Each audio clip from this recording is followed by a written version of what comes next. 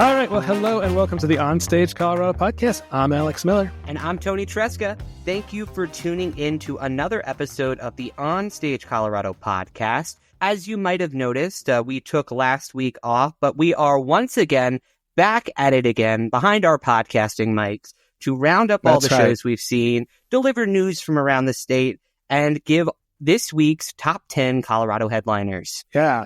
We were off last week because we're very lazy people, but now we're gonna shake off the doldrums, and so we're recording on March 24th. So you'll be listening to this on the 25th. So think about that as we say this week, that week. So spring's in the air, and that means that new theater is blooming around the state. So for our main topic this week, I'm trying to see Tony gave me that nice little metaphor there. So for our main topic this week, we put together our picks of the productions coming up that we think you should add to your plans this spring season. And there's a lot. Oh my God. Yeah. As I was putting them together from all the different regions from around the state, my jaw was just on the ground. And I know I say this every time I put together a list of a summer preview or a year preview or whatnot, but it just continues to be true. The amount of high quality, interesting theater productions that are happening across all parts of Colorado continues to astound me. So after we round up the myriad of theatrical options that are happening around Colorado, we are going to be airing Alex's interview with LynneCollins of the Arvada Center to discuss the company's 2025-26 season. So what should listeners expect to learn from that conversation, Alex? Well, one is that it's Arvada. Arvada, right. God damn it! Yeah. We talked about this last time. This is going to be the bane of my existence. But I'm going to do my best. Say it again, Alex. Arvada. Yeah, we used to say it was where the pirates live because they're all going Arvada, but that's something else. I also the theme that I use for the OnStage Colorado website is called Avada. So that messes with my head as well. So but that's neither here nor there. So we talked about, they just recently announced their upcoming season. So we talked about that and some other things. So it's a fun conversation. So stick around for that one. And then, so we were out at the theater this weekend. I saw you at The Curious Incident of the Dog in the Nighttime on opening night at the Aurora Fox. Great show. Fantastic production. I think I wrote a little bit of a rave about it. I think we both agreed that the script isn't the greatest thing in the world. The second act seems to kind of flag, and there's a few other things, but the production, directed by Rich Cowden, there, and the actors, the performances by like Matt Murray, Jess Austen, and then River Hensel, who plays the boy in question, was all just spot on, and all the visuals. So really, really tight production there. Yeah. Normally not a big fan of projection design either, but I have to say that the kind of minimalistic, more cartoony, two-dimensional style projections that were employed, that were very reminiscent of the illustrations that were present in the original book itself, to kind of fill out the world and make you really feel like you're in Christopher's head, I thought were incredibly effective for this production, when it's really clear, particularly from Rich's direction, that everything that you as an audience are seeing is filtered through Christopher's very distinct perspective and worldview. And so those two-dimensional projections that switch between scenery as well as when things kind of get more intense, kind of there's flashes of numbers, things get intense and hectic on those screens. I thought visually, just you couldn't ask for more. But I do agree with you in terms of the script issues, which that's not the fault of the Aurora Fox. That's how the play is. That's how the play is written and structured. Oh. The first act, in terms of the kind of emotional element, I think is a lot more satisfying and well-defined than the second act, when things kind of, it's a little bit clumsier in terms of its messaging, I would say. Yeah. But as I said in my review, also that in the second act, the acting really heats up because Jess is, as the mom, is much more present, and there's all this domestic turmoil layered on top of Christopher's inner turmoil. So yeah, all around a strong show, and a lot of fun. And then I saw, since we last had our pod, I saw Ever and After at Miscreant Theater Collective, which my review is up on that one. That's an interesting show about the apocalypse and some odd things going on with giant cockroaches. So check that out on the website. Yeah, I read your review of that one. That sounds like a really silly show. Yeah, I like Miscreant. They do interesting stuff. I've seen quite a bit in the time since. So in addition to the Curious Incident over at the Aurora Fox, I saw Zianya, Always and Forever, over at Su Teatra. This is written and directed by Mika Garcia de Benitez, and it runs through March 30th. It's based on this romantic legend of Poco and Issa, and it's about these two people who are in love. She's the daughter of royalty. He's this really fierce warrior, but then because the leader he doesn't want to raise these taxes, he starts a war, which, maybe sounds familiar to anybody who follows politics throughout history. Yeah. It's a pretty common strategy when you're struggling as a leader to, start a war. But in this war, the lovers are separated, and I don't want to spoil anything, but it's a bit of a tragedy, is all I'll say. And so I thought it was pretty well done. It's a little bit.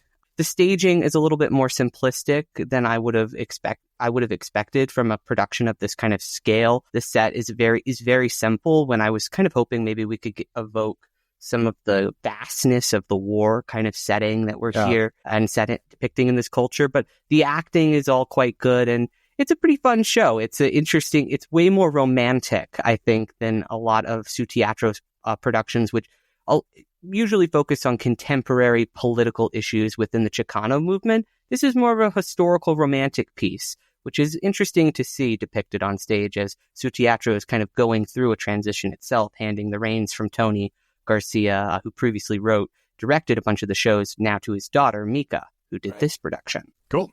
What else? I also checked out this week. One of the reasons we took off last week was because my sister was in town. She was visiting. She's from Texas, and she is a huge fan of Dancing with the Stars. And so for the past 2 years now, as her Christmas present, I've gotten her tickets to Dancing with the Stars Live, which is a touring live experience in which the dancers of the show, they do all these dance routines.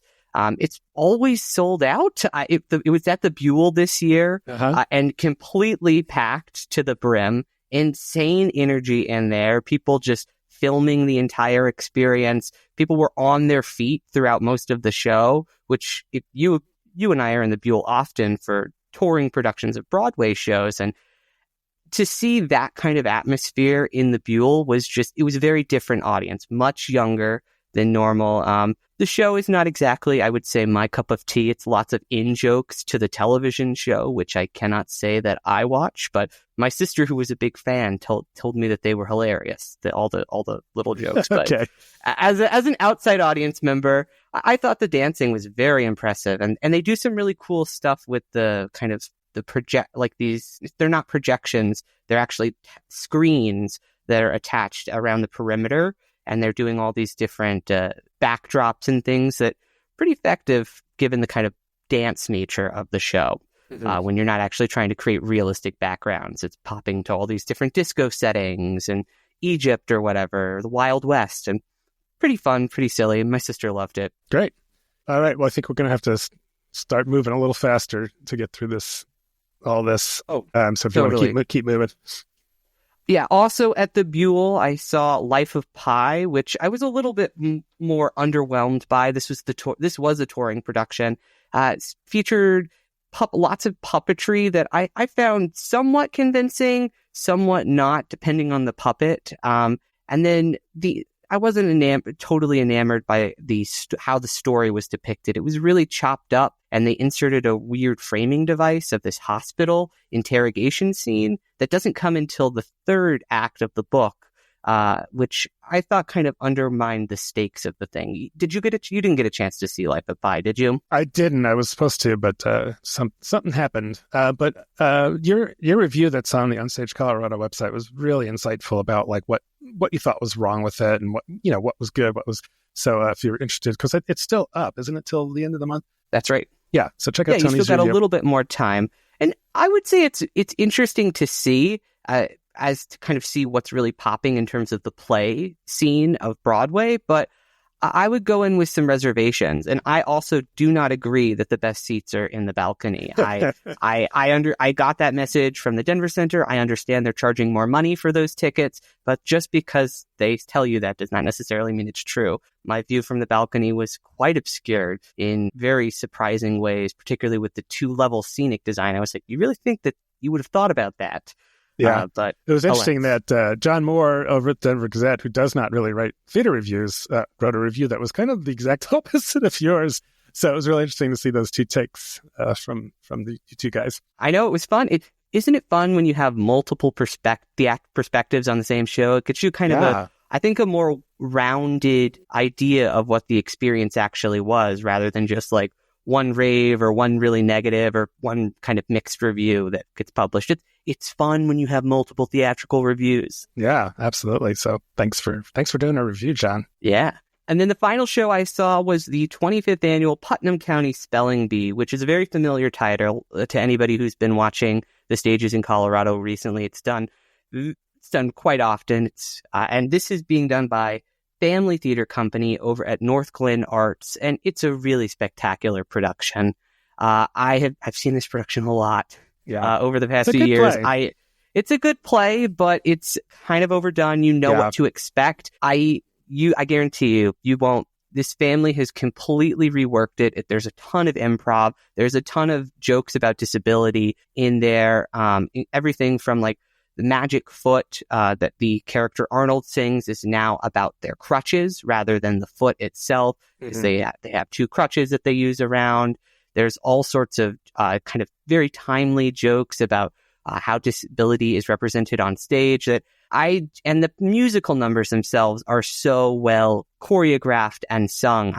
I just could not give this production a bigger recommend. I think that this is one of the family has been doing really, really great work recently, and I think this is another strong example of what Ben Rana, who's the artistic director, and Corinne Denny, who is executive director over there, what their vision of family looks like in 2025. Great. Yeah, and our reviewer Leela will be or was at that, so we'll have a review of it on our site as well. So let's turn to the news. What are you hearing out there? So there was a big announcement last week, right? That's right. So the Denver Center's Broadway division announced its 2025-26 season. Figured we'd quickly run through that. So kicking off their subscription shows is the musical comedy Shucked in October, which is a Tony Award satirical love letter to American optimism that features catchy country-inspired tunes. So it's apparently a show that's hinges on a bunch of corn puns. So we'll see how that sticks together. Corn puns. Just what I was hoping for. Just what you were hoping for, right, from Broadway. Yeah. And then in the Garnet Galleria, the cabaret thing, they're doing the side-splittingly funny Dracula, a comedy of terrors in November. Wow, that was a long-ass run, November 8th through May 10th. So this is 5 actors playing lots of different roles, similar to Gutenberg the Musical, which is also up in a very long... Yeah. Then they're also bringing in The Notebook in December. So this is an adaptation of the very well-beloved book and movie. The Broadway production, they sold sponsored Kleenexes in the lobby for you to, because it's such a tearjerker. So I wonder if for the touring version, they're going to bring those same Kleenexes. I don't know, but I'm definitely going to have to go to that one because my wife is a big fan of The Notebook, and I'll task myself not to cry. No, looking further into 2026, Water for Elephants. So this is a familiar title also. It's about a 1930s traveling circus, also adapted from a novel, and follows Jacob, a young man who jumps onto a moving train after losing everything and discovers romance, danger, and a newfound purpose among the performers. Yeah, another musical that's coming to the Buell is Alicia Keys' Hell's Kitchen in April 2026. And this musical centers on Allie, who is a rebellious 17-year-old who's navigating the complex dynamics of family and identity in 1990s New York City. So I've heard kind of mixed things about that production, honestly. Yeah. It's kind of a jukebox musical that's also kind of based on her life, but not really. And it kind of sounds like it's a lot of different things. But I'll be curious to see that one when it comes through. Yeah. So usually all of these big music or big Buell shows are musicals, but the one play is Harry Potter and the Cursed Child, or is it Cursed Child? May 30th through June 27th. So obviously this is a Harry Potter thing. Takes place 19 years after the events in the book series and focuses on Harry Potter's son, Albus. So I will probably almost certainly be attending that one too, because my wife, in addition to being a Notebook fan, is a huge Harry Potter fan. Yeah. Here's one I'm really looking forward to. Spamalot is coming through the Buell in August 2026. So this is based off of the Tony Award-winning musical that just recently was revived in New York City. So this is the touring version of that revival production. And it's riffing on Monty Python and the Holy Grail with some Life of Brian and other Monty Python sketches thrown in there for good measure. It's a bunch of fish flapping fun. Yep, it sure is. And then closing out their subscription season is The Outsiders in September. This is a year from the September. It's going way forward in the future. Who knows what the world will be like in September of 2026? But this is The Outsiders is a ground novel in a new musical that won 4 2024 Tony Awards, including Best Musical. So it's set in 1967 Tulsa, and it sounds like it's just I don't know, is it like a West Side Story kind of thing? It sounds like it's a battle between greasers and soaks or something like that. So the Sox, I think. It's kind of about class conflict in Tulsa at the time. It's the thing that this show is really known for is this. There's this musical number called The Rumble, which is this supposedly really violent fight sequence that takes place on stage. So in addition to the songs, which are apparently pretty effective and catchy, that really extended fight sequence is the reason to see the show. Yeah. So in addition to these subscription shows, they also have a bunch of added attractions that if you're a subscriber, you can add on to, or you can just purchase individual tickets to. And these include things like Bluebird Improv this upcoming May, which features improv legends like Tim Meadows, who's from Mean Girls, and Matt Walsh, who was in Veep, who make up. They're just doing improv on that small Garner Galleria stage over there, which should be fun. Those are really big names in the improv world. Yeah. And then next at the Garner Galleria is Forbidden Broadway, Merrily We Stole a Song in May and June. That one gives me pause because it just sounds like one of those ones that might be a dud, but I don't know. So I'll be curious to see this one, since we have recently, Forbidden Broadway has been doing a lot of repeat songs. They've just been kind of rehashing the same material. Allegedly, This is the latest version from New York that just went up, kind of parodying the season of the Tony Awards that had the recent revival of Merrily We Roll Along on it. So allegedly, it's totally revamped. But like you said, I'll believe it when I see it. I've seen this production come through the Garner Galleria quite a few times recently, and it's been diminishing results. Yeah, I feel like I saw that one and really didn't like it. So. And then summer, we do have this list on our website, but also, of course, on the Denver Center website. So we'll go through these real quick. They're doing Dixie's Tupperware Party in July and August, and then Never Wear a Tube Top While Riding a Mechanical Bull, which is another reprise in August and September, both in the Garner Galleria. And then the Big E, The Lion King's coming through in October, pretty decent run, October 23rd to November 16th. And that is just a great show to take young theater goers too, and of course there's a whole new batch that have never seen it, so I'm happy to see that coming through again. Absolutely. And then for the holidays, they've got a couple of different options, including the Hip Hop Nutcracker returning to Denver, as well as Dr. Seuss's How the Grinch Stole Christmas, the musical, coming through. And then that following January 2026, Six is coming back to Denver. This is the story set to infectious pop tunes about Henry VIII, 6 wives. I always get the note. It's Henry VIII, but he has 6 wives. Right. Yeah. That's a good one. It's very poppy and glam, but it really is. It was well done. And then on the other end of the spectrum is the Music Band, February 27th through March 1st. Wow, I didn't know they were doing another swing through of the Music Band coming through the Buell, but I guess if you're going to see the Music Band, a big touring Broadway production might be the way to see it. So, and then Phantom of the Opera is swinging back around in March and April of 2026. Some more familiar shows coming back to Denver include Hadestown in May of 2026, which is the jazz-inspired story of Orpheus and Eurydice. The MJ, which is the Michael Jackson musical, is also coming. in May 2026. Sound of Music, which is the Rodgers and Hammerstein musical, comes July and August of 2026. And then the season wraps up with the Darkly comic Beetlejuice in August of 2026. She's going to want to go see that. I was like, do we think that since it's returning, do you think old Bobert is going to be back vaping up a storm? Well, she will be hot in the election season leading up to the November election to re-win her House seat. So maybe she'll go there and just be like, wear like a nice little modest dress and sit there with her hands in her lap and be a very good girl to prove to everybody that she's an adult, but maybe not. So, all right. What's going on else is going on around the state, Tony? Well, it's been a busy couple of weeks for those who are watching the Sundance developments. So on March 12th, the Colorado House advanced a proposed tax credit to further enhance the Sundance Film Festival to choose Colorado as its new home beginning in 2027. So this measure would offer $34 million in tax incentives over the next 10 years, or roughly about $3 to $5 million per year to incentivize Sundance to come to Colorado. Yeah, that's a lot of money. So what are the pros and cons that people are talking about? I guess I'll start with the cons first. So those who are frustrated with this bill typically fall into two buckets. Number one, people who think that these tax incentives are just the state throwing money away. And two, people like Mark Reagan, who we spoke briefly with about this issue on our March 4th podcast, who believes that this funding should be going to local groups rather than trying to incentivize outside organizations to come to Colorado. And there's no third bucket of people saying it's a great idea? Well, there are. We'll get to those in the pros in just a second. Okay.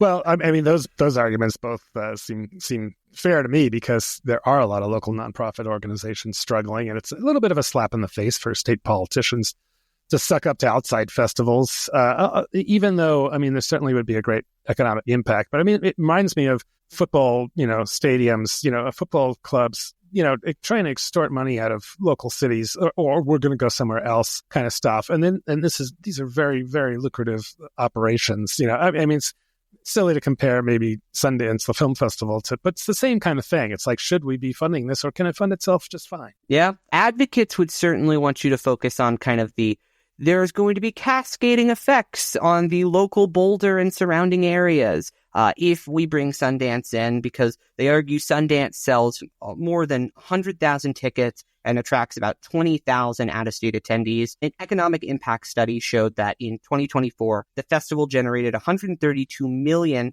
in economic impact for Utah, including $69.7 million in wages and almost $14 million in state and local tax revenue. And so that's a pretty interesting argument, I think, showing that it's not just that this would be good for Sundance. This would be good. This would employ a lot of local people who are in Colorado, put them to work, as well as also bring in a lot of tax revenue.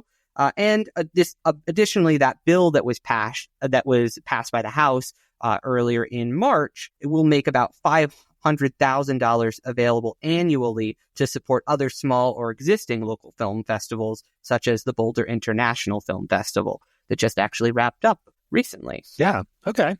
Well, I saw that Kristen Crampton Day, who's the executive director of the Colorado Business Committee for the Arts, wrote a pretty fiery op-ed in Westword March 22nd, where she argued that we should take our shot on Sundance and argued that the festival would be more than an annual event. It'd be a catalyst for economic and cultural growth and an investment in Colorado's future workforce. Yeah, I saw that. She opened with a very lengthy Hamilton reference. Oh, really? In the op-ed. We're going to take our shot like Hamilton. Oh, got it. Yeah, but I think Day's advocacy here is pretty significant. And if I were going to make a guess, I'd imagine we'll be seeing a lot more of these kind of op-eds or advocacy in the upcoming weeks from local politicians and other arts advocates, because the decision about where Sundance is going to be is expected to be made late March, early April, which is right now. So we are it's literally any day. Wow, exciting. Well, in Santa News, we wanted to remember James Simons, who chaired CU Boulder's Department of Theater and Dance from 1984, when I was actually there, through 1999, a teacher to the core, frequent director for the Colorado Shakespeare Festival, who passed on March 7th from pneumonia. So he was 87. But in his later years, he remained an emeritus professor at CU, teaching theater history and dramatic literature, also directing plays at graduate and undergraduate levels. So, yeah.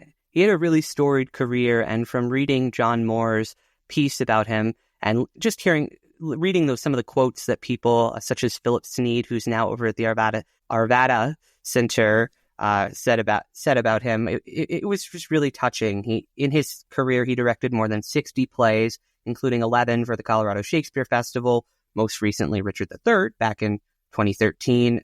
But James is survived by his daughters, Tracy, Kelly, and Carrie, as well as his 3 granddaughters. A celebration of life is going to be held at 1 p.m. on June 21st in the Canyon Theater at the Boulder Public Library.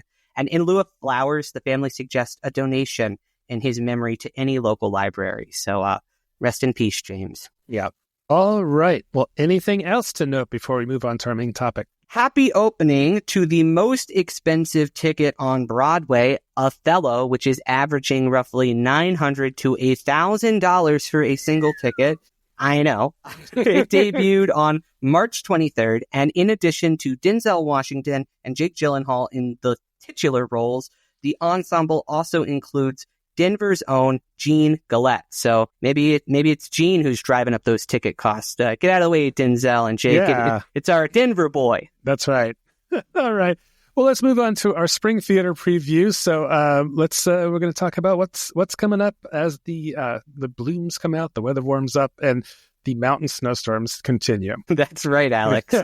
So for this list, we have limited ourselves to a couple of criteria in order to prevent this from going on into eternity. So each production on this list must open between March 20th and Friday, June 20th, which is the actual season of spring.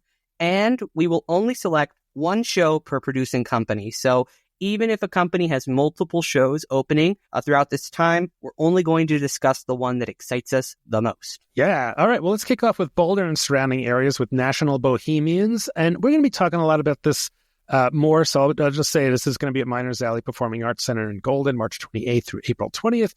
Luke Sorge, a local playwright, and it's a dark comedy about some beer-drinking guys in Maryland. So that's coming up. I'm excited to see that one. Yep. Also opening this weekend is A Gentleman's Guide to Love and Murder at the Arvada Center, which runs March 28th through May 11th. And this is a musical about a guy getting away with murder. We're also going to be talking more about this in our headliner section. So that's all I'll say about this musical for now. Yep. And then at Theater Company of Lafayette, April 4th through 19th is Martine Out of Time. So this is something about a chicken farm and an egg festival and I don't know, all kinds of other stuff. So that's coming up in Lafayette. That's right. At the Dairy Arts Center, done by Betsy, is The White Chip, running April 10th through May 4th. And this is coming to Boulder straight off its critically acclaimed run off Broadway. And it is about one man's journey from alcoholism to recovery. And although that premise may sound pretty dark, Mark Reagan came on the podcast a few weeks ago and promised that there are plenty of laughs to be had in this journey. I know he's super excited about getting this play to Boulder, so watch out for that one. And then in late April, 25th through 27th, our friends at Local Theater Company are doing the annual New Play Festival, Local Lab. This is the 14th edition, so it'll have 3 stage readings of new plays, conversations, playwrights, panels, parties, you name it. It's happening at Local Lab. That's right. And they're going to be making the announcement of what plays are coming out.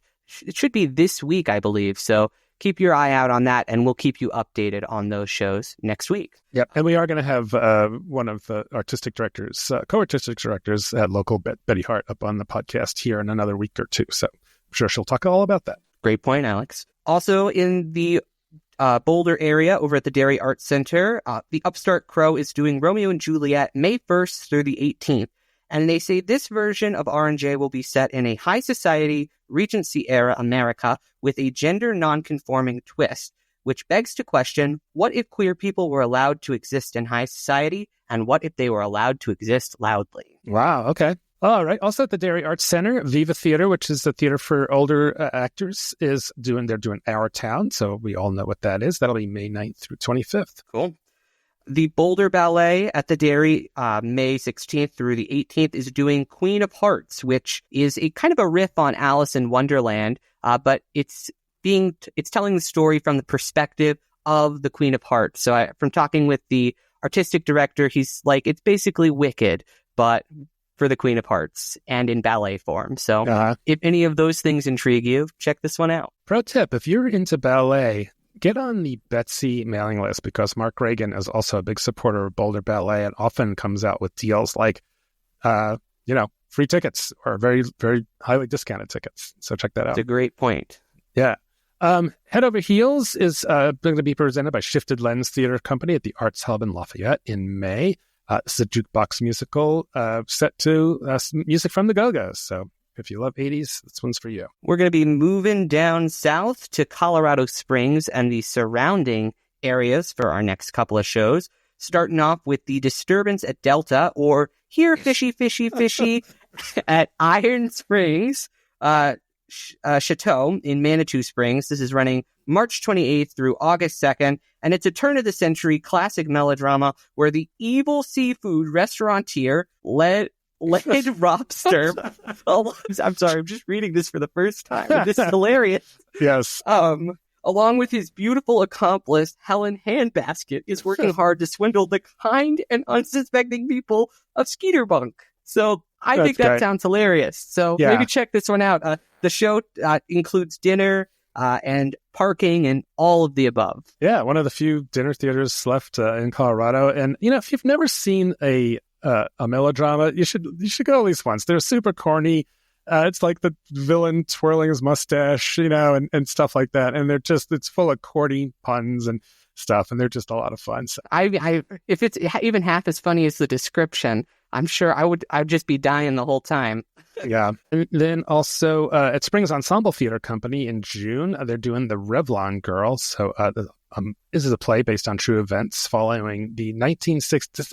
I've heard about this. This is this terrible disaster where a bunch of coal waste fell on a school, killing 116 children and 28 adults. And man, it's a crazy story. And it sounds like an interesting topic for a play, but that'll be Springs Ensemble Theater Company loves this kind of stuff. So yeah, they're kind of known for doing the kind of really edgy stuff that you're like, how will they stage that? Yes.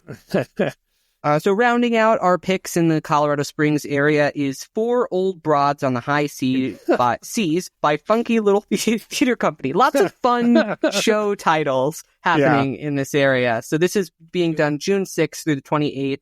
And it's featuring our old broads and Sam from last year's smash hit, Four Old Broads, plus an all-new supporting cast. So this is a sequel to that and about these sassy senior crews that mixes in a little drag and murder mystery for a fun time. It still makes me cringe, that broads thing, but I guess that's what it's called. So, that is what it is called. Yes. All right. Well, let's get back to our stomping grounds, the Denver metro area at Firehouse Theater Company. It's really been on a roll in the last year or 5. In April into May, they're going to do Imperfect Arrangement. So this is a kind of a Red Scare themed thing with sexual deviance and it's a gay story about their partners and trying not to hide all that. And so that sounds like that'll be a pretty intense drama. Yep. At the Denver Center by their theater company, April 25th through May 25th, they're doing the Hot Wing King. And this is set on the eve of the annual Hot Wing Festival in Memphis, Tennessee. And it's kind of interrogating what it means to be a black man, a father figure, and part of a loving family in this kind of cooking setting. So should be a fun show. Great title, The Hot Wing King. Platte Valley Players are doing The Cottage. So that's up in Brighton, May 9th through 17th. So this is a friend of the Podge. The playwright was on our podcast not too long ago, and now I'm blanking on her name. Sandy Rustin. Sandy Rustin. Sorry about that. So this is a play that I've heard mixed things about. Is it great? Is it not so great? So, but if it has any validity whatsoever, I am sure that the great crew up at Platte Valley Theater Arts will bring it to life. So I'm looking forward to seeing that one. Yep. Over at Wonderbound in Denver, May 8th through the 18th. They're doing Space Cowboy, which promises to be a Western of galactic proportions.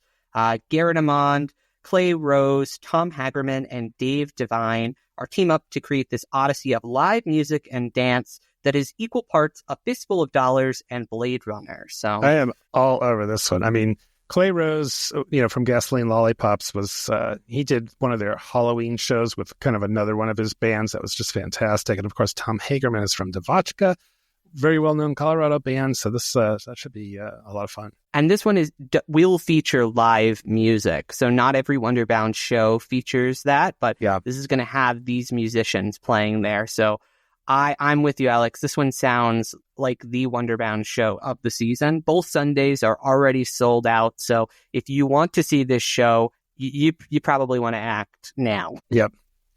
And all right, the next gut punch from Curious Theater is Exhibit, May 9th through 25th. So this is about an African-American woman who recalls pieces of her child as she integrated into a school in Muskogee, and her personal recollections of flashes of sharply polarized America. So it sounds like another challenging show from Curious. Yep. Town Hall Arts Center is wrapping up its 42nd season in Littleton with On Your Feet running May 23rd through June 22nd. And this is a high-energy love story that illustrates what can happen when you believe in yourself and reach for the stars.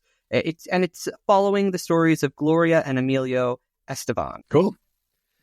Real quick, Denver Fringe Festival is back June 4th through 8th. So we'll have plenty of information about that on the site, and maybe we'll have them on the podcast again, because there's lots of stuff going on as that thing continues to grow each year. Tons of stuff coming through the Denver Center's Broadway division, but the one I'm most excited about is Anne Juliet, coming through June 4th through the 15th.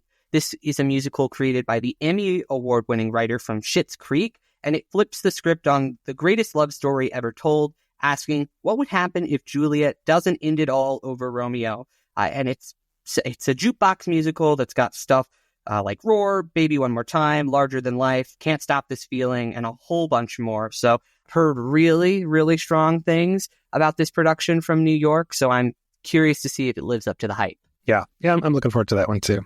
At the Aurora Fox, June 6th through 29th is Little Miss Sunshine. So this is an adaptation of the film. It celebrates the power of love, determination, and the joy of following your dreams, no matter the obstacles. Over at Buntport Theater, June 13th through the 28th, they are bringing back an audience favorite from 2018, The Book Handlers. This is a comedy about the anti-intellectual movement that's inspired by a short story by Brian O'Nolan. I wonder why they would choose now to revive that play.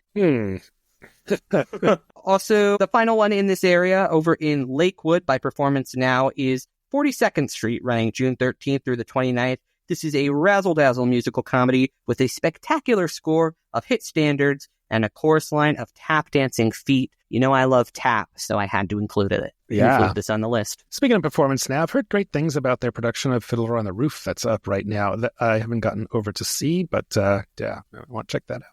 All right, well, let's move into the mountains. So the mountains can mean a lot of things. It can mean everything from Evergreen to Vail or Breckenridge to Telluride. So it covers a big part of the state, roughly speaking, in the mountains. Cripple Creek, which is kind of in the mountains outside Colorado Springs there, doing The Butler Did It Again. So this is another outrageous comedy mystery and the follow-up to their popular The Butler Did It. So this sounds like another just kind of fun thing going on there at the Butte Theater. Over at Theater Silco in Silverthorne, their improv troupe Reply All is performing on select dates April 11th through June 6th. So this is kind of in between their two main stage shows. They don't really have a spring show going on.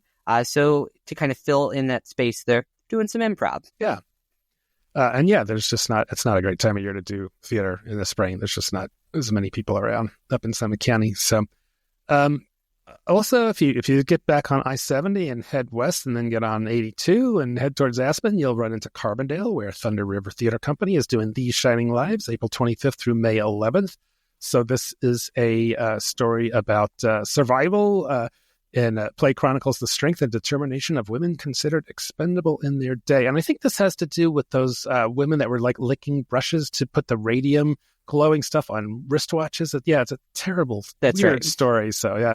Over at Creed, kicking off their main stage season is Xanadu, which runs May 24th through the 7th. And this is a musical comedy that follows Kira, who is a magical Greek muse who descends from Mount Olympus to Venus Beach to help an aspiring, struggling artist named Sunny. I really do love this show. Xanadu, I've seen it a million times, Yes. it feels like. It is a good show. You know, when you've got the Electric Light Orchestra and hits from Olivia Newton-John in there, like, what more can you ask for? Yeah. Over at Bailey Theater Company, which is a little closer to town here, they're doing, for some reason, a Tuna Christmas in May, late May into June. So this is, these two guys in Texas at their radio station. I don't know why, but why not? It's Christmas in July. Why not Christmas in May and June in Bailey? That's a good point, Alex. I wonder if it has to do because the rights are cheaper in months that are not associated with the holidays. Because I know from negotiating to purchase the rights of Rocky Horror in the past, that if you do it between September and October and November, the rights are so much more expensive to do a shadow cast or something of Rocky. So, and I bet that there are some limitations around Tuna Christmas. Like if you do it during Christmas time. Yeah, so surge pricing, they call it. Yeah. But Bailey is a neat little theater. It's at this curious little like cabin resort place. That's right. It's really interesting. And they do a nice job up there with these small shows. We're going to be changing regions just a little bit. So if you want to whip out your compass, we're going up north. And I'm kicking us off with Bright Star, happening at Candlelight Dinner Playhouse in Johnstown. This is running April 10th through June 8th. And it's inspired by a true story and features the Tony-nominated score by Steve Martin and Eddie Brickell. And tells the sweeping tale of love and redemption set against the rich backdrop of the American South in the 1920s and 40s. Wow. All right. At OnStage Theater Company in Fort Collins, they're usually at the Lincoln Center. They're doing this, which I haven't seen this around in a while. Agnes of God. This is a really hard-hitting drama about this nun. And, it's just a really intense show. She's got bleeding stigmata and heavy duty, but really a great show. Yeah, another kind of heavy-duty production is being done by Boz Blue, and also in Fort Collins. Hey, Tony, it's Bob. Yes. You don't pronounce the S. Oh. It's a French. It's French. Okay. Another intense production in the Fort Collins area is Bob Blue, who is doing another Medea May 23rd through June 15th. So this is the story of the incarcerated person, Marcus Sharp, who is a charismatic New York actor who describes in graphic detail how his obsessions with a wealthy doctor named Jason and the Medea myth lead to horrific, unspeakable events. All right, we're going to zoom way back down south again. Creed was included in the mountains because it's down south, but it's also in the mountains. But you're just talking about Durango, which is kind of also in the mountains. But anyway, it's also way down south. They're doing Pippin at Fort Lewis College Main Stage Theater, April 11th through 19th. So this is Stephen Schwartz's iconic musical. Also, Tony, this is one of the first shows I ever saw on Broadway as a kid with Ben Vereen. Ben Vereen was in that original show, who went on to play Chicken George in Roots. So that's a distant memory of mine, but I saw Pippin many years ago. So they do a nice job down there at Fort Lewis College. So check that out in April. At Steel City Theater Company in Pueblo, opening, funnily enough, the same day as the Denver Center's production. Oh, that is interesting. Little Shop of Horrors, April 11th through the 27th. Yeah, literally the exact same day.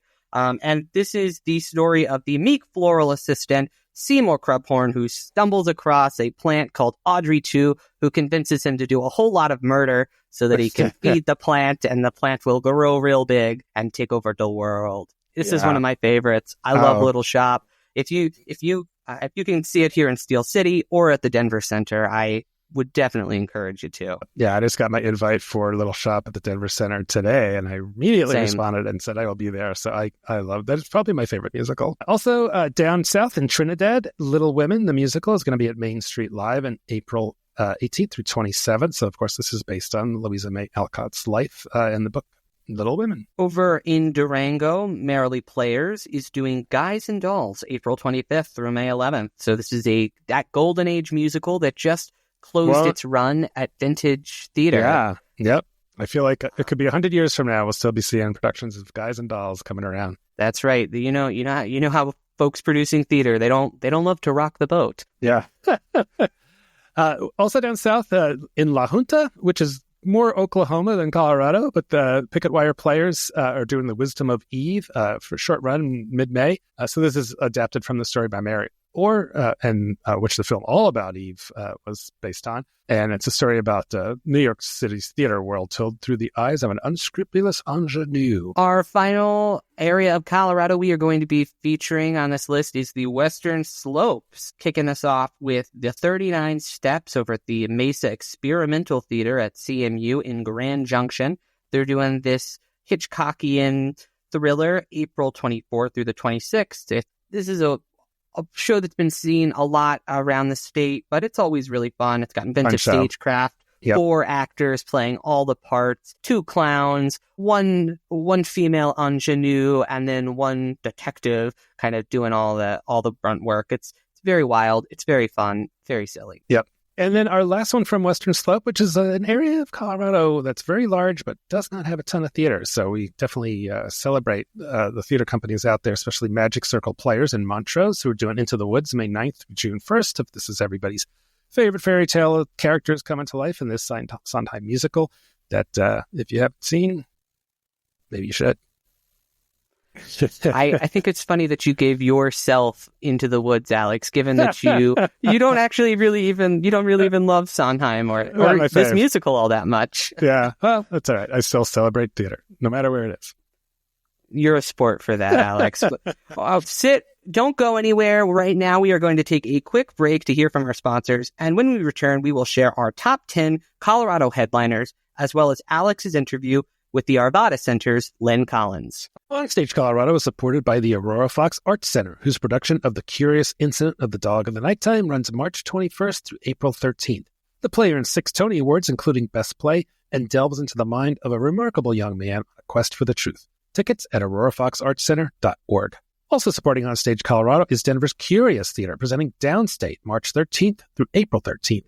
The hard-hitting play shares the story of 4 men convicted of sex crimes who share a group home post-incarceration. Tickets at curioustheater.org. Support for OnStage Colorado also comes from the Boulder Ensemble Theater Company, whose production of The White Chip runs April 10th through May 4th at the Boulder Dairy Center. Straight from its critically acclaimed run off Broadway, The White Chip is the true story of one man's journey from alcoholism to recovery in a play the New York Times described as laugh-out-loud funny and gasp-inducing self-inflicted tragedy.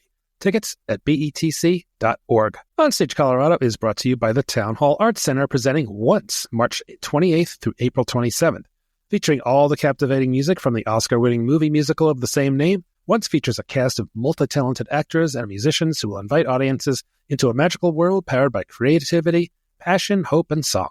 Tickets at townhallartscenter.org. All right, we are back and ready to hit this week's Colorado headliners. So even after we ran through all of those spring shows, there's still plenty to talk about in March and early April here. So there's some of the shows that we think you should know about or maybe see in no particular order. So Tony, you want to kick it off? Sure. I'm going to kick us off with The Minutes, which is being produced by Open Stage Theater and Company in Fort Collins. It just opened this weekend, March 22nd, and runs through April 19th. And this is set at a city council meeting where the minutes are noticeably absent from last week's meeting. And when a newcomer comes in and starts asking questions, all of the old-timey political power players, it gets intense. Curious Theater Company just did this, and it's a very wild satire. It's written by Tracy Letts, who wrote one of my favorite plays of all time, The Bug. And while I don't think this play is quite as sharp as The Bug, it's still a whole lot of fun. It's a great play. I love The Minutes. My first one is Turn of the Screw at the Ent Center in Colorado Springs. This is up now, ends April 16th. So this one is adapted. This was a Henry James novel or short story, and it's adapted by Jeffrey Hatcher. So it's apparently a terrifying story to separate the ravings of one woman from the horrors she may or may not have witnessed. So this has Annie Barber, who killed in the Arvada Center's production of Dracula, a feminine revenge fantasy, really. And it's just a two-hander. So Bradley Allen Czar is the other person in this one. So that's at the Ent Center. And our reviewer, April, just saw that. So we'll have a review of that up soon. The aforementioned National Bohemias, which we mentioned as part of our spring theater preview, is coming to Miners Alley Performing Arts Center on March 28th to April 20th, and it's my next pick as a headliner for this week. This is a dark comedy written by a local playwright, and it's making its world premiere at Miners Alley. It follows two estranged brothers who are returning to their tiny hometown in the Cheapskate Bay, but they find that their older brother has taken their mom out of her care facility and is planning to, quote, put an end to her suffering. Legal ramifications, financial implications, and family history are all uncovered, as is this brother's true motive. This play is being directed by Associate Artistic Director Warren Sherrill, and I'm looking forward to checking this one out. It sounds like it should be a really dark romp. Yeah, I'll be there on Friday night at opening, as I'm sure you will be. And the National Bohemians is named after a local beer in that area called National Bohemian, and they are going to. Lynne Mateo told me that they will have some of that execrable beer there if you want to dare have it. Although they certainly have some much better beers on tap there at Miners Alley. I'd more recommend, but the novelty is definitely there. So. In Longmont, the Longmont Theater Company is doing a show called The Kitchen Witches, and that ends on March 30th. So sounds like just kind of a wacky comedy about two cable access cooking show hostesses who hate each other's guts or something. So, and then they wind up doing something together that becomes a smash, and they have to kind of stick it out. So it sounds like fun. Yeah, I really like that play. It's the kind of gimmick of the show is the whole play is set during the taping of a cooking show. And so even as things keep going wrong, they have to just plow forward. It's a lot of fun. That does sound like fun. Over at the Town Hall Arts Center in Littleton, Once is running March 28th through April 27th. This musical follows a young Czech woman who approaches a broken-hearted Irish busker on the streets of Dublin. She's taken in by his music, most of which he says he wrote for an ex-girlfriend who left him.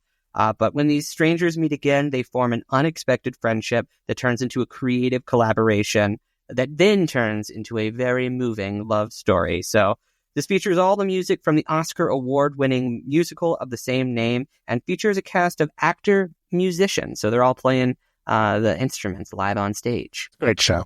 I've seen it at Miners Alley, saw it at Stage Door, and maybe I'll go check this one out too. Next up is Rattlebrain Productions. They do a lot of improv, including they do Santa's Big Red Sack every year, but they're doing something now called Ruby and Price Start a Cult. It'll be at the People's Building in Aurora, runs through April 6th. An uproarious journey, and it's a side-splitting quest to turn the mundane into the absurd. So, this description on our calendar that we put in from them, it breaks our hyperbole rule. And this is the second instance of side-splitting in this week's episode. So, Tony, when's the last time you saw a side-splitting comedy, if ever? My side is currently intact, so I guess I have to. I think I might be with you, and it might be time to retire side-splitting from the PR. From the PR word. What does that mean? What does it mean? Do you really want someone's side split open? That sounds like it's going to result in a trip to the hospital, and you're going to get sued. Yeah. Sued this theater company because my side split. Anyway, but that sounds like fun, and that's going to be at the People's Building. It's a busy place. Just make sure that you have your doctor on call in case your side splits. And your chiropractor for the seats at the People's Building. That's a good point, Alex. My next headliner is A Gentleman's Guide to Love and Murder at the Arvada Center, running March 28th through May 11th. And this follows Monty Navarro, who discovers that he is in line, albeit distantly, for succession in the Die-Swift family. If he can just kill 8 people, he can become the inheritor to all of this money. And he plans to do exactly that. So this is a slapstick musical about how Monty kills his way to the top of the Die-Swift family. All right.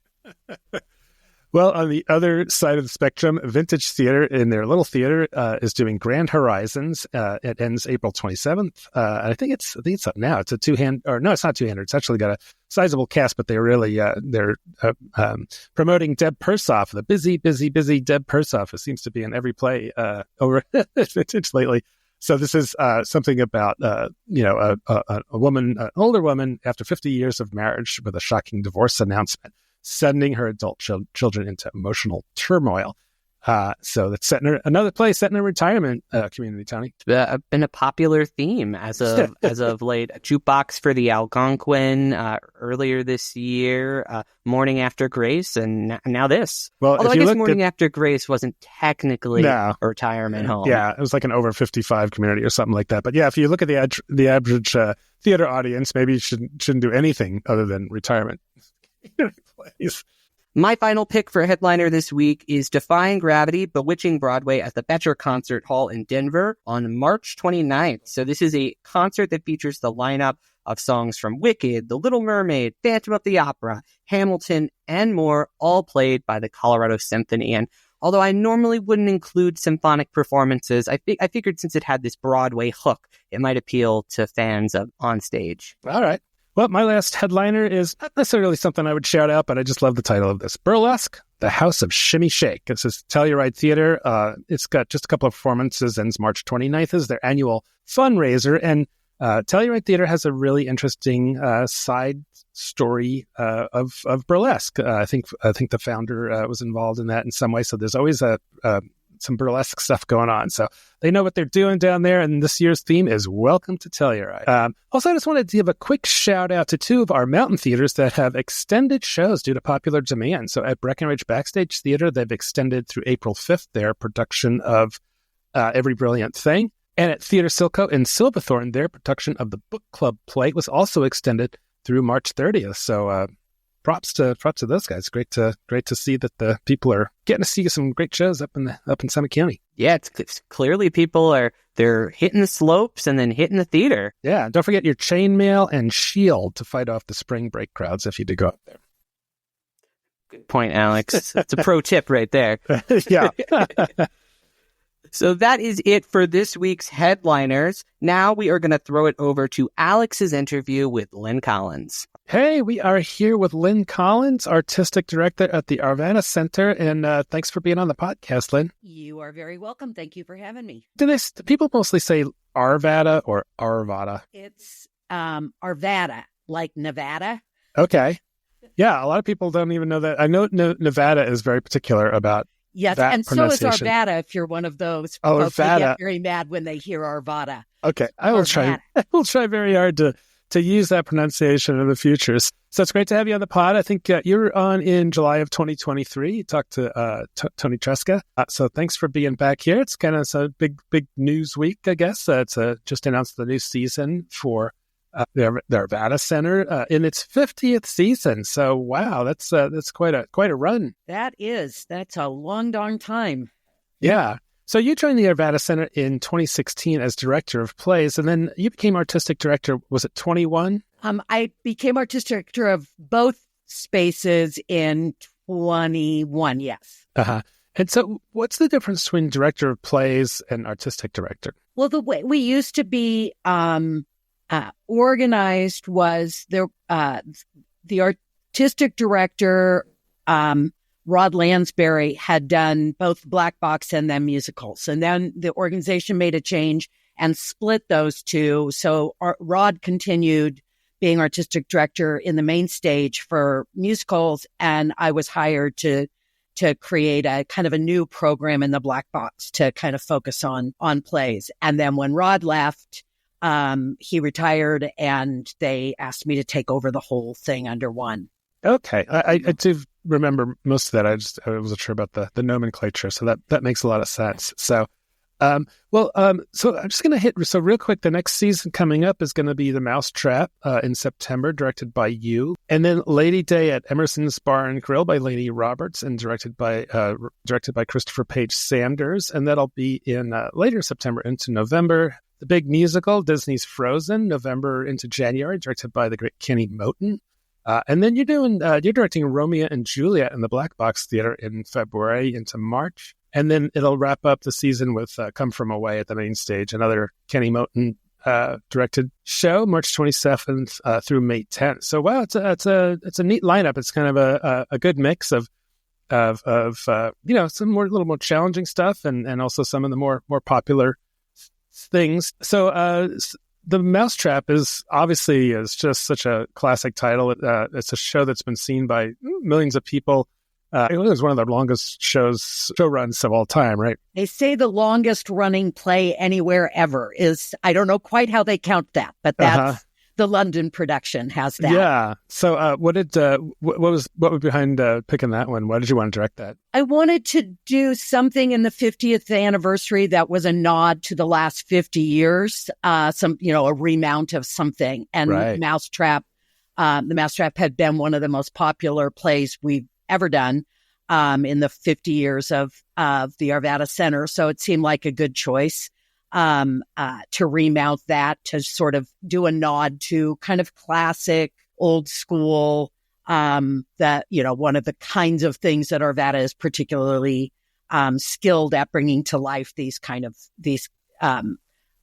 classic plays. And is that in the big theater? That's on main stage, yeah. Okay. And then Lady Day at Emerson's Bar and Grill, I'm not familiar with. What's that one about? Lady Day is, they call it a play with music. It's sort of a hybrid musical play with music. It is basically a kind of a fictional retelling of one of Billie Holiday's final performances, not a concert, in a small bar, and sort of the end of her career, where she's struggling a lot with her addictions and just the traumas of her life, which were many. And so it's her singing all of her sort of classic, amazing standards, as well as talking about her life, her career, her experiences. So it'll be pretty immersive. There'll be cabaret tables, bistro tables, where she'll interact with a part of the audience is sort of in the club, and part of the audience is just a traditional sort of theater audience. So that you'll make that choice when you buy your ticket, which experience you want. And it's her in a small combo, just singing and talking about her life through, especially a lot about her experiences in the South, being one of the few black performers who ever performed with a white band, and the experiences she had on the road with a white band. And it's just beautiful. And I worship her as a singer and as just an icon of a very important time in American history. And she did have that really troubled past as her career really kind of fizzled, but she still kept performing no matter how the size of the venue. And sounded great until the end of her life, even though, when she was off stage, life was... Right. So you did a cabaret style thing last year with Natasha Pierre and the Great Comet. And how was the audience response to that? Did they enjoy that kind of thing? Really good. It was one of those things where we programmed it not knowing how it would go over at all. It was a bit of a shot in the dark because it wasn't very typical of what we do. It sold amazingly well. The audience response was great. Couldn't have been happier with how it turned out. Both the quality, I thought it was a really good show, and audiences really enjoyed it. This will be a little bit more polite. It's not completely immersive. It's not actors up in your face everywhere and all that. It's much more like a club, like going to a nightclub. All right. Well, the next one, Disney's Frozen. You can't go wrong with that in terms of a crowd pleaser, bringing all the families in, and it's such a great show. And of course, Kenny Moten, a great director to manage that one. I'm trying to remember, have there been other non-Broadway touring versions of Frozen that have come through? No, it's they've taken it off tour. For the way I understand it is they do this sometimes where they'll pull it off tour for like a year. And in that little window, they'll give regional theaters the opportunity. So we got the regional production, the regional theater premiere of the play. They gave it to us, and they'll probably pull the rights again and take it back on tour. That's kind of the thing they do. So we got a little window that they made it available, and we felt like we should jump on it in spite of its many challenges. Yes, that is a huge show to mount. So I'm sure, is Brian doing the set? Brian Mulgrave is designing the set. And one of the interesting side note is Disney requires approval of basic set and costume design concepts in order to grant you the rights that Disney's Disney. So he did, his basic design work many, many, many months ago.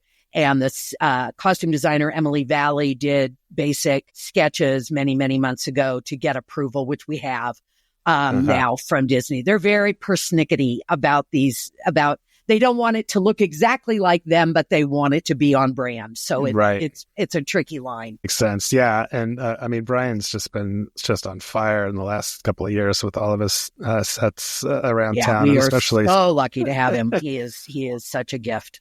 Yeah. So looking forward to bringing my granddaughters to that one. That's one of their favorite shows. And then going back in time again to Romeo and Juliet, this will be in the Black Box Theater, directed by you of all the Shakespeares. Why this one? Couple of reasons. We very rarely have done in our 50 years Shakespeare, so this is sort of another kind of 50th anniversary nod to a place in theater history where we have not gone very often. And we did a Midsummer that got shut down by COVID. I think it performed maybe 4 times before COVID hit. It was a gorgeous production that nobody ever saw.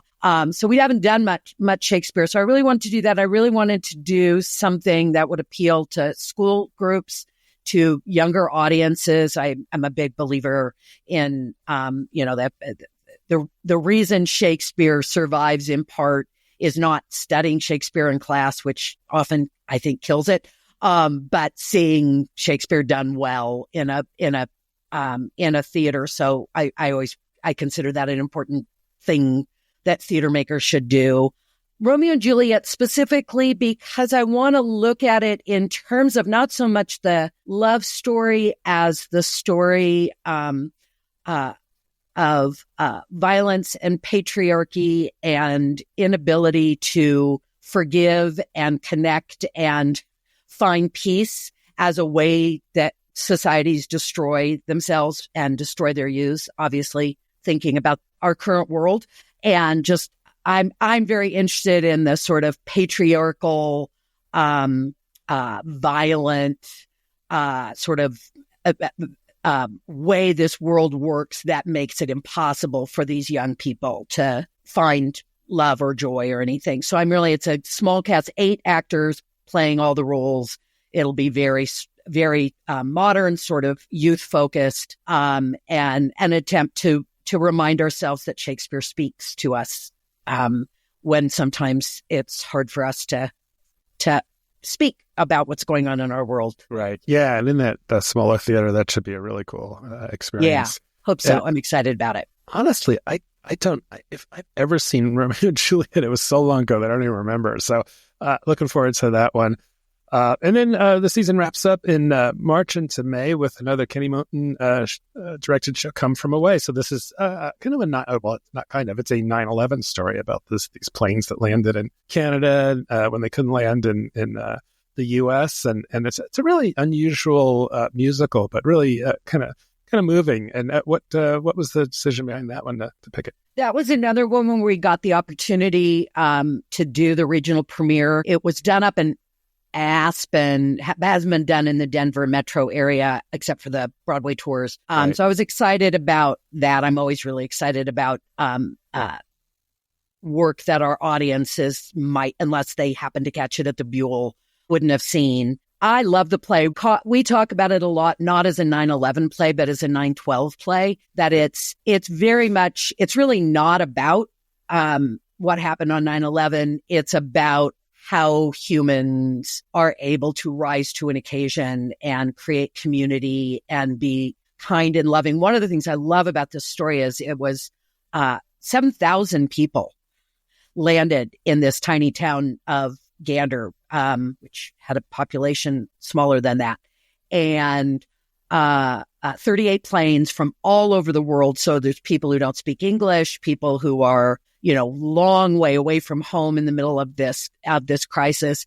And kind of in comparison to the Romeo and Juliet, which I'm thinking about in terms of what we do wrong as a people, as a human race, for me, Come From Away, along with beautiful music and amazing storytelling is about what we can do right, how we can take a bad situation and salvage it by, with love and open hearts. So that's why it appeals to me so very much. Yeah, that seems like a really good message for these days when it seems like we're on the low road. Yes. To hear kind of that high road story is great. So great. Well, that's a pretty lively season. And I was reading the press release about the new season, and you're quoted saying that the audience is the real magic of live theater, which was certainly true for a lot of people. But how's your understanding of that audience performer theater relationship evolved in recent years, especially sort of in this before and after pandemic time? Well, I guess it has changed insofar as I think people's behaviors in public spaces generally has changed. Not unique to live theater in any way. Because there were a little bit more kind of reluctance in public spaces, sometimes a little less ability to accommodate the fact that when you're in a live space, other people exist and you have to accommodate all their humanness. But it's my belief, it's why I do live theater as opposed to any other career that I could have chosen in my life, is that in those magical moments, those really great moments, which is not every night, every show, every season, even, where you get that feeling of just kind of breathing together with others, sharing an experience, sharing an emotional journey. I think it's transformative in our kind of souls. Somebody, and I can't remember who, I steal the quote, and I can't remember who the quote was, calls theater the great empathy factory. That the nature of live performers, live audience, that sort of sharing of space can create a feeling of empathy that is harder, I think, in our modern world to find. So all that. And it still exists in audiences. It's changed, and we still don't quite understand the changes fully, I don't think. I think every performance organization is still trying to figure that out. Yeah. We talk a lot about it on the podcast when we're just kind of discussing the challenges that theater faces, and things like there was just a story in the New York Times the other day about how millennials will spend believable amounts of money to go see one concert, but you tell them it's $50, $75 to go see a play, and they're like, what? I'm just going to watch Netflix. There's that mentality is something to confront. So I also wanted to ask you, have you thought about, and I'm sure you have, about how to get that next generation of theater goers, those younger people, interested in theater? Yeah, think about it all the time, and we always are looking at least a portion of our season leaning into that. I think Comet did that for sure. Like all of our demographic information that we collected after Great Comet was that audience skewed much younger. Dracula last year, our audience skewed much younger. So we're not doing it. We're not making huge seismic shifts to how we program so much as just finding a couple of titles a year that we hope start getting younger audiences engaging in theater again. It's a fact that every I am old, and I've been doing this a long time, and we have been having the argument, the conversation, and the concern, and the struggle with how do you get younger people into the theater as long as I've been doing it. And my guess is, as long as theaters existed, it is to some degree an art form because it's a little more expensive, because it's a little bit more of a commitment of specific time and place that tends to be appealing to a slightly older audience. People who maybe have a little bit more disposable money, aren't dealing with, babysitters and all that. And that's just a fact of theater, and that's fine. But I think there's been a seismic shift, a bigger shift probably than in my lifetime in terms of the way entertainment is delivered to us now that we have not come to terms with in live theater. I don't know. One of the things I take some heart in is there's a lot of move in this generation of, I can never remember who's X and who's Y and all that, but this sort of 30-year-olds and in that general world, sort of my own children, a real appeal towards certain kinds of retro, that, like flip phones, people want them again. And, this kind of, hipster retro kind of thing. I keep thinking maybe theater will become a little retro, that there's a moment in time where younger audiences are like, oh, that's cool, and not what we were spoon fed growing up, since these kids grew up on, screens. Yeah. That maybe that starts to step in more. I don't know. It is a long journey, and it is a generational journey. When I retire and a new generation of leadership takes over, they will be having the same conversations, and I'm curious to see where it goes. I don't believe you can create an interest in something that people don't have an interest in, right? You just put it there. It's the sort of, if you build it, they will come sort of thing. You do good work that you hope speaks to universal experiences. And the dream is that audiences of all ages and ethnicities and, demographics find you. That's the dream. Yeah. That retro thing is really interesting because, we talk a lot about, there's a lot of talk about loneliness and how people are, more likely to stay home, and the need for that third place. And, what is that thing that's going to come back? I sometimes wonder, it's like, is the Elks Lodge going to get popular again? Or, those types of, or social clubs, things like that, where people realize it's really fun to be around other people in the same place. And it seems like theater would be, kind of tailor-made to that in terms of creating more of an experience. So it's not just the titles. And have you guys talked about like that experience of going to the show, other than having a bar or whatever else? Like, what else can you do? Yeah, I think we certainly saw that in Great Comet, that I think the appeal, and we had tons of return visitors and all of that, because it was a little more experiential. Again, I think next season, Lady Day and Romeo and Juliet, I think will both have elements of something that feels a little bit more experiential. It's trickier in our main stage because of the nature of its layout. It's not intimate. And it doesn't really open itself up to that very well. And in terms of the, sort of, those theaters that have, like, there are certain theaters that have the kind of cool bar as part of, you come early and have a drink in their groovy bar and hang out and stuff. Our real estate just doesn't have it.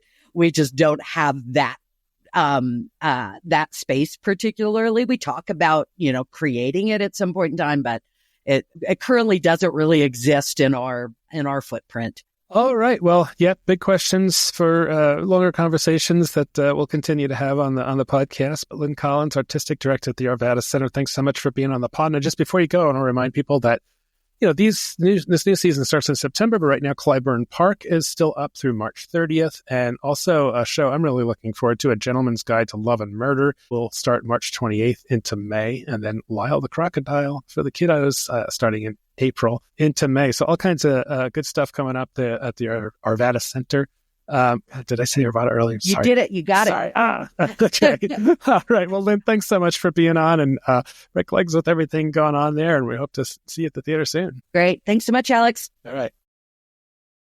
That was a great conversation. It's always really enlightening to hear about the processes involved in creating a theater company's season. It really is. Yeah. A lot of thought goes into it. And even if you look at that lineup and think, well, that's not exactly groundbreaking, I think she had a pretty good tale to tell about each of them. So, what else is new coming up on the site is a reviews being The Curious Incident of the Dog in the Nighttime from yours truly, Downstate, which our reviewer Tammy Matthews just loved at Curious, Life of Pi from our friend here, Tony, The Ever and After from me, Turn of the Screw from April at down in Colorado Springs, and then we'll have a review of The Minutes at OpenStage, Stage, as well as Putnam Spelling Bee, etc., from Family up here pretty soon. Yeah, and next week on the podcast, we are going to have your interview with Lynne Matheo and Luke Sorhe to talk about Luke's new play, National Bohemian. So what did you guys chat about? Well, we started by me making sure that I was pronouncing Len's last name correct, because I've heard people say Matheo and Mateo. And after we established that, I said Luke Sorg or Sorge, and then I had to go through getting his name pronounced correctly. So it's Luke, is it Sorge or Sorge? One of those two.